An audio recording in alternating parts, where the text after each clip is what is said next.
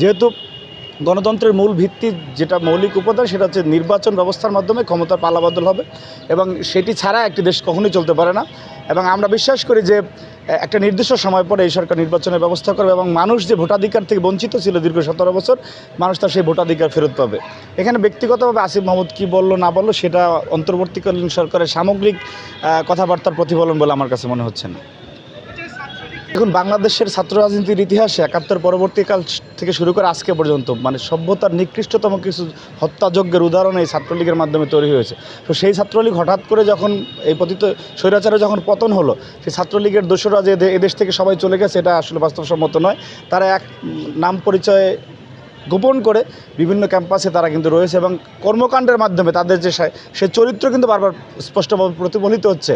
সেটি গতকালকে ফজলুল হক মুসলিম হলে হয়েছে। তো এদেরকে প্রতিহত তো বাংলাদেশের সাধারণ মানুষ 5 তারিখই করে ফেলেছে।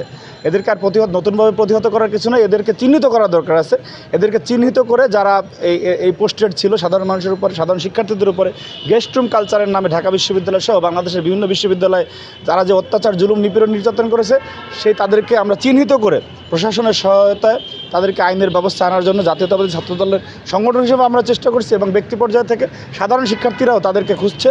এবং আমরা বিশ্বাস করি অনতিবিলম্বে স্বৈরাচারের নিকৃষ্ট সহযোগী সন্ত্রাসী সংগঠন ছাত্রলীগের যারা আছে এবং এই বৈষম্যবিধি ব্যানারে অনুপ্রবেশ করেছে বলে আমাদের কাছে মনে হচ্ছে এবং অপরাপর কিছু সংগঠনে অনুপ্রবেশের চেষ্টা করছে, তাদেরকে চিহ্নিত করে অনুপ্রবেশকারীদেরকে বের করে বিচারের আওতায় আনাবে ইনশাআল্লাহ। এই যে ঢালাওভাবে বলার মানসিকতা, এই জায়গা থেকে আমাদেরকে বের হয়ে আসতে হবে। আপনি দেখবেন যে এত বড় একটি রাজনৈতিক দল, জাতীয়তাবাদী দল বিএনপি, সেখানে 17 বছরের যে আমাদের উপরে নিপীড়ন নির্যাতন চলেছে, আমাদের অনেকের সম্পত্তি, অনেকের দেখা গেছে নিজের ব্যবসা প্রতিষ্ঠান সেটা আওয়ামী লীগ দখল করে নিয়েছিল। তারা তার নিজের ব্যবসা প্রতিষ্ঠান যখন অধিকার চাইতে গেছে, সেটা একটা প্রক্রিয়ার মাধ্যমে যাওয়া উচিত ছিল। কিছু লোকজন যেটা করেছে যে স্থানীয় সাংবাদিক এবং প্রশাসনের সহযোগিতায়, সেটা না করে যখন নিজে গেছে তখন আবার আওয়ামী লীগের এই স্বৈরাচারের দোসররা এরা বলছে যে এটা দখল করতে আসছে। এবং কিছু যেসব অভিযোগ আমাদের কাছে এসেছে, বিএনপি কেন্দ্রীয়ভাবে প্রত্যেকের বিরুদ্ধে ব্যবস্থা নিয়েছে এবং সে যত বড় পদেই হোক না কেন প্রত্যেকের বিরুদ্ধে ব্যবস্থা নেওয়া হয়েছে। এবং আপনাকে খুব দৃঢ়ভাবে বলতে চাই যে বাংলাদেশ জাতীয়তাবাদী ছাত্রদল এই দেশের সর্ববৃহৎ ছাত্র সংগঠন, 5ই আগস্ট প্রেক্ষাপট পরিবর্তনের পরে বাংলাদেশের কোনো ক্যাম্পাসে ছাত্রদলের একজন নেতাকর্মী সাধারণ কোনো শিক্ষার্থীদের গায়ে হাত দেওয়া তো দূরের কথা, কোনো কালচার, কোনো অপপ্রচার করে সাধারণ শিক্ষার্থীদের বিভ্রান্ত পর্যন্ত করে নেয়। সুতরাং এই ধরনের দৃঢ়তা নিয়ে কথা বলবে এই ধরনের ছাত্র সংগঠন আমাদের সামনে পড়তেছে না। আমরা বিশ্বাস করি যে দেশনায়ক তারেক রহমান আমাদের যে নির্দেশনা দিচ্ছেন যে সাধারণের জন্য রাজনীতি, গণমানুষের জন্য রাজনীতি, সে জায়গায় আমরা এগিয়ে যাচ্ছি এবং আমরা দৃঢ়ভাবে বিশ্বাস করি সাধারণ মানুষের ম্যান্ডেট নিয়ে আমরা এদেশে আবার রাষ্ট্র ক্ষমতা আসবে ইনশাআল্লাহ। বিরোধী ছাত্র আন্দোলন হয়েছে, এটাও কিন্তু এটা যে অরাজনৈতিকভাবে হয়েছে এটা ভাবা ভুল, ঠিক আছে?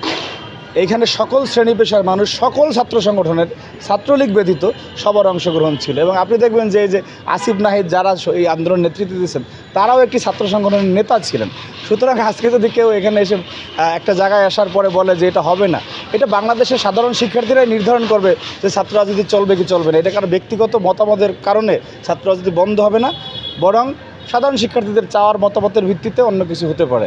কিন্তু কেউ যদি বলে যে না, একটি প্ল্যাটফর্ম দাঁড় করিয়ে যে আমি ছাত্র রাজনীতি চাই না, হতে দেব না, এটা তো আপনি আরেকজনের অধিকারকে লঙ্ঘন করলেন, অধিকারের উপরে আপনার প্রভাব খাটালেন। সুতরাং আমার রাজনীতি করার অধিকার আছে, বাংলাদেশের সংবিধান আমাকে রাজনীতি করার অধিকার দিয়েছে, আমি আমার রাজনীতি করব। সেইখানে আমি রাজনীতি করতে গিয়ে যদি আমি অপরাধ করি, সেটার বিচার দেশের প্রচলিত আইনে আছে এবং সেটার বিচার বিশ্ববিদ্যালয়ের প্রশাসন সহ তারা করবে। কিন্তু আপনি আরেকজনকে করতে দিবেন না, এই কথাটি আরেকটি ফ্যাসিবাদ বলে আমার কাছে মনে হচ্ছে।